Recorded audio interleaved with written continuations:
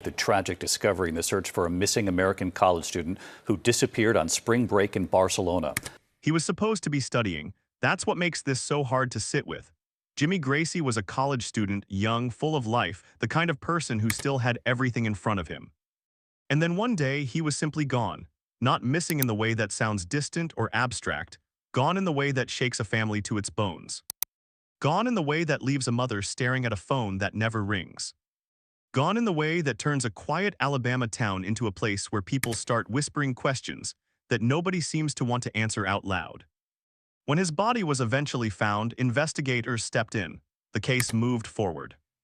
And for a brief moment, it looked like this would be one of those stories that finds a clean ending, a tragedy, yes, but at least one with answers.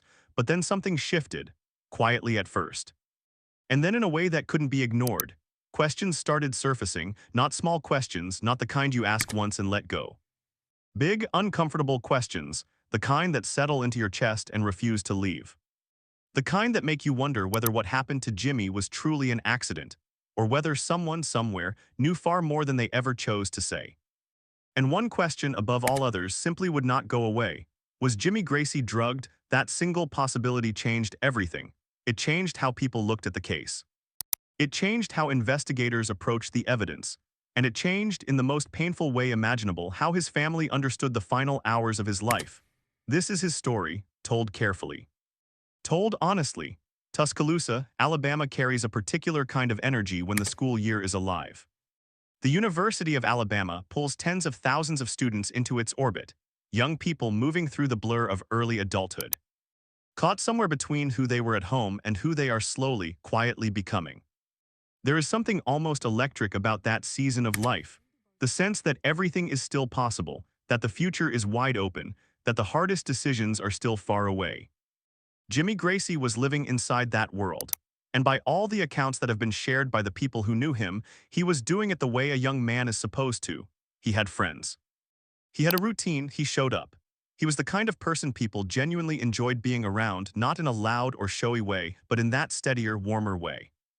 The kind of person whose absence, when it came, left a shape in the room that nothing else could fill, which is exactly why what happened hit with such force. There was no warning anyone has been able to point to, no visible darkness gathering in the days before he disappeared. He was present in his life. He was, by every account, simply fine. And then, with no clean explanation, he wasn't. That is the part that sits heaviest, the ordinary days that came right before, the normalcy of it. Because when something terrible happens to someone who had every reason to keep going, the mind keeps circling back, searching for a moment it could have changed. Most of the time, it doesn't find one. When Jimmy went missing, the people who loved him entered that terrible suspended state that families of missing persons know too well. Every hour stretches longer than it should. The phone becomes the center of the universe. Ordinary sounds, a door, a notification, a car in the driveway, carry a weight they never carried before. You tell yourself there's a simple explanation.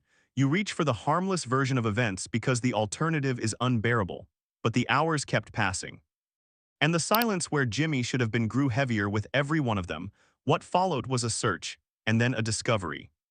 And then the beginning of a story that pulled his family, his community, and eventually a much wider audience into something that still has not found a settled ending.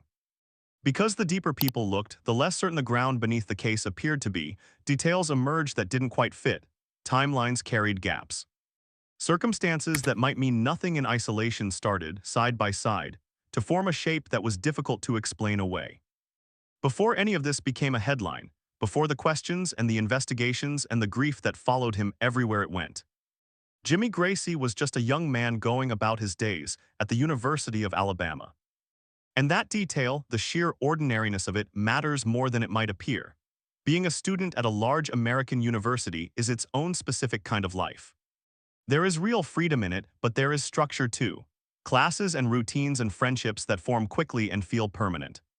Late nights and early mornings and the steady, low hum of building something, a degree, a future, a version of yourself you're still figuring out. Jimmy was inside all of that. He had people around him, he had places he belonged. He had the kind of life that, when you're living it, feels like it will simply keep going. That is the hardest part to sit with now, the normalcy. The absence of anything that should have signaled what was coming. From everything that has been reported, there were no obvious red flags in the days before he disappeared. he was engaged. He was present, he was, by the accounts of those who saw him, completely fine, and then without any clear warning he was gone. That gap between fine and gone is where all the questions live. When a young man vanishes from a college town, there are procedures that move into place. Investigators retrace his last known steps. Surveillance footage is pulled and reviewed. Friends are contacted, acquaintances are interviewed. A picture begins to form piece by piece, the way these pictures always do, slowly, imperfectly, with gaps that may or may not be filled. In Jimmy's case, that process began. A picture did start to emerge, but as it came into focus, what it revealed was not the clean, simple narrative that anyone had hoped for.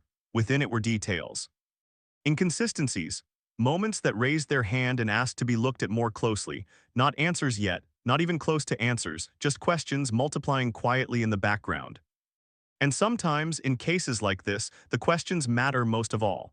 The discovery of Jimmy Gracey's body was the moment everything changed permanently.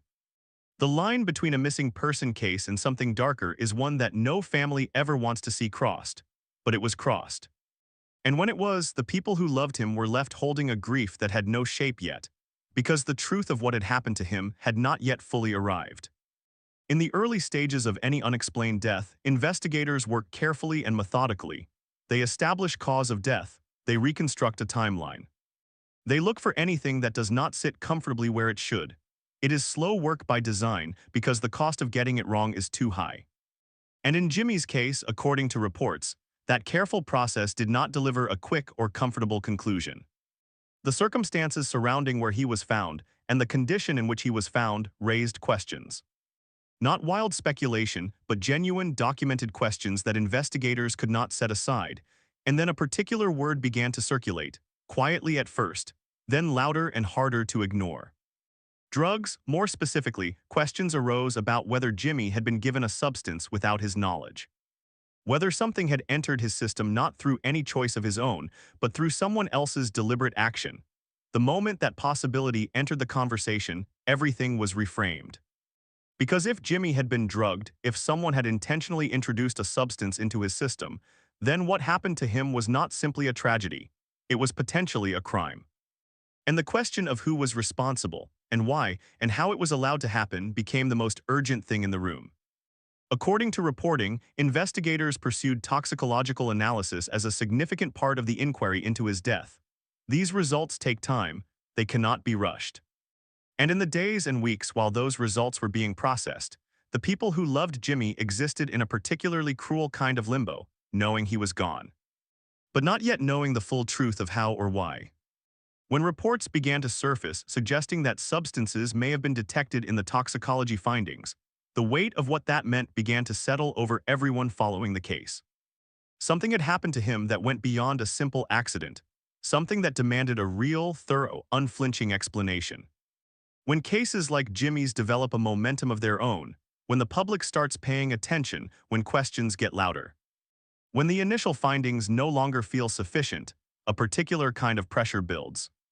Not the pressure of scandal or sensation, something quieter and more serious than that. The pressure of people who simply cannot accept that every available avenue has been fully explored. People who look at what is known and feel in their gut that something important is still missing. That pressure built steadily around Jimmy's case. Questions were raised by those following it closely, by voices in the community, by people who cared about the outcome, about whether the investigation had moved with the speed and seriousness it deserved from the very beginning. Whether the possibility of foul play had been taken seriously enough, early enough. Whether the structures that exist to protect students on university campuses had functioned the way they were supposed to when a young man's life depended on it. These are not comfortable questions. They are not the kind anyone asks lightly, but they are the kind that, once asked, are very difficult to put back down. The environment in which Jimmy disappeared, a large university campus, a college town with its particular social ecosystem, is a world with a complicated interior reality. On its surface, it is alive and vibrant and full of possibility. Underneath, it holds pressures and risks that are too often minimized, too often left unaddressed until something forces them into the light. According to information reported around the case, investigators conducted interviews. Accounts from individuals who had been in proximity to Jimmy in the period before his disappearance were gathered and reviewed. The social landscape surrounding the critical hours was reconstructed as carefully as it could be. What emerged was not a single, clean narrative. It was something messier and harder to hold, overlapping accounts, some of them consistent, some of them contradictory, and some of them carrying gaps that have never been satisfactorily explained. Gaps in a story are not always innocent. Sometimes they are simply the product of imperfect memory, of people who were present but not paying close attention, and sometimes they are something else. Whether the gaps in Jimmy's case belong to one category or the other has not been officially determined, but they remained, and the people paying attention kept returning to them. Amid all the investigative detail, amid the timelines and the toxicology and the competing accounts, there is something that is genuinely easy to lose sight of if you follow these stories from a distance. Jimmy Gracey was a person that someone loved with everything they had. His family did not experience this as a case. They did not experience it as a headline or a comment thread or a developing story. They experienced it as the destruction of something that could never be replaced.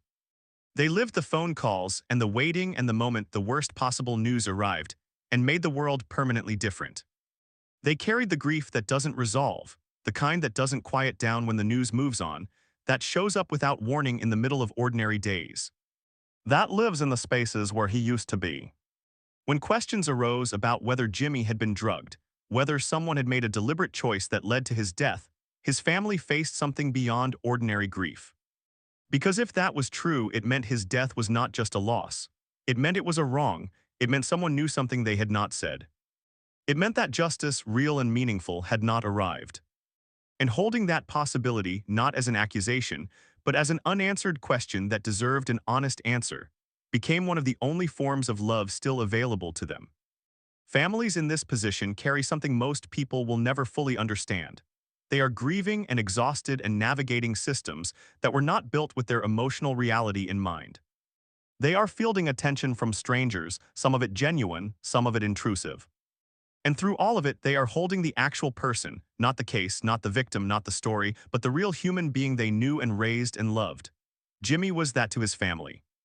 A presence, a voice, a person with ordinary habits and private jokes and a future that belonged to him. And that presence is now permanently, irreversibly gone. According to reporting, the investigation into Jimmy's death involved multiple agencies and extended well beyond its initial stages. No official public conclusion has been reached that fully and finally settles all the questions that have been raised.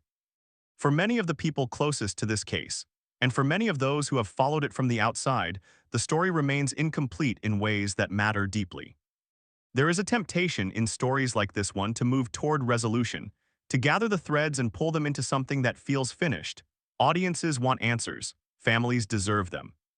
And the instinct to provide a conclusion, even an imperfect one, is understandable. But not every case allows for that. And offering false resolution would be a disservice to Jimmy and to the people who have spent so much of themselves searching for the truth. What can be said honestly, based on what has been reported, is this.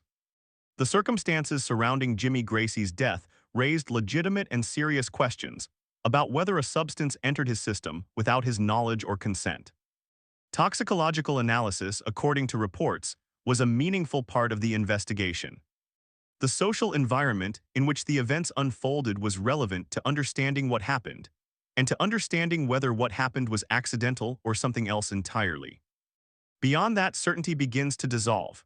No official conclusion has been publicly reached that definitively confirms whether Jimmy was deliberately drugged or names who might have been responsible. No charges based on publicly available information have resolved the central questions in a way that has brought closure to those who loved him or to those who have followed the case closely. That absence of resolution is not nothing. It is not a signal that the questions were wrong or that the people asking them were looking in the wrong direction. It is simply the reality of a case that lives in complicated territory, where evidence is hard to gather, where accounts conflict, and where the full truth may exist in spaces that are very difficult to reach. There are some stories that don't give you what you came for. You follow them carefully, absorbing every detail, and at the end you find yourself not lighter, but heavier, carrying more than you arrived with. Jimmy Gracey's story is one of those. Not because the people who investigated it were careless. Not because the people who loved him didn't push for answers with everything they had. But because the truth, the complete, certain, undeniable truth, has not yet arrived in a form that could bring any kind of peace to the people who needed it most. And that specific absence has a weight of its own. It settles into a grieving family and stays there, quietly and permanently, woven into every morning and every unremarkable Tuesday, and every unexpected moment when a memory surfaces without warning. What Jimmy's case leaves behind is a set of questions that reach further than his story alone. It asks what we do when the systems that are supposed to find the truth come up short. It asks whether we are honest enough to sit with that failure and name it plainly. It asks us to look at the environments where young people live and socialize and trust the people around them.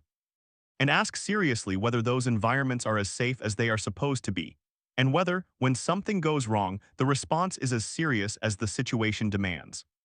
Most of all, it asks us to remember who Jimmy actually was. Before the case, before the headlines, before any of the questions that followed his name, he laughed at things, he had plans. He had people who were building their lives around the assumption that he would always be in them. He had a future that felt certain and close, and that future was taken from him. Not as an abstraction, not as a statistic, but as a real and irreversible loss felt every single day by the people who loved him. Whatever the investigation ultimately produces, whatever answers eventually surface or don't, that central fact does not change. Something irreplaceable was lost. And the people who carry that loss deserve truth. They deserve a world that took the questions seriously, that refused to let the story settle before it was actually finished.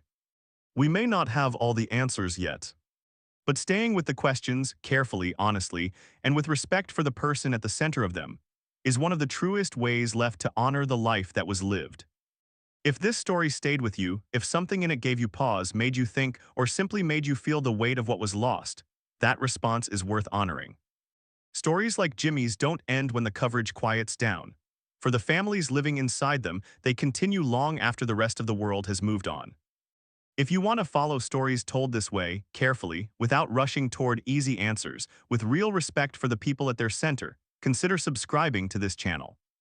Leave a comment below, share your thoughts, your questions, or simply your acknowledgement that this story mattered, and pass it on to someone you think should hear it.